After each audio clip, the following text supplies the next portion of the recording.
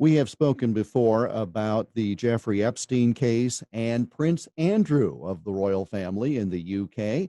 And now that's kind of ratcheting up again, isn't it? With regard to it's hard enough to get someone from overseas into U.S. jurisdiction, but when it's a member of the royal family, that makes it more difficult.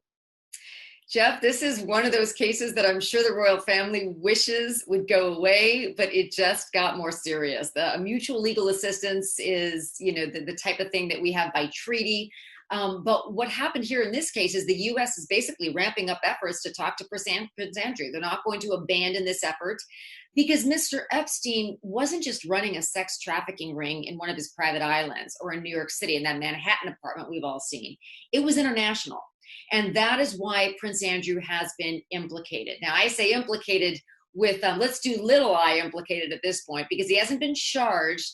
But the fact that he has been upgraded, at least procedurally, to more of a suspect than simply a person of interest, that has to cause the royal family some discontent. And whether Prince Andrew would ever agree to come here is one thing, probably wouldn't. But he might, according to lawyers that, have assisted him, maybe he would agree to cooperate in terms of giving a statement. Remember that disastrous BBC interview that he gave about his involvement, friendship with Mr. Epstein? I mean, let that be a lesson that to choose your friends carefully. This is bad news for the royal family, bad news for Prince Andrew, but maybe with some cooperation, we'll see if we can move forward. And the U.S. says there is no cooperation. His lawyers have said we've offered multiple times. I suppose, as with many things, the truth is in the middle.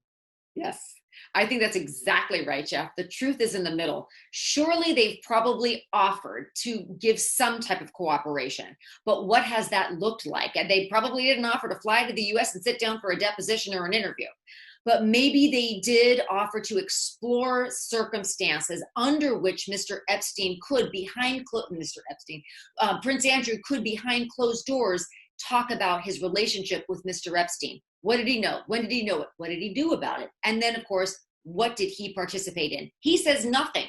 But even there, the truth may be somewhere in the middle, because we have photographic evidence of the two of them at parties. So we knew they at least were acquainted to some extent.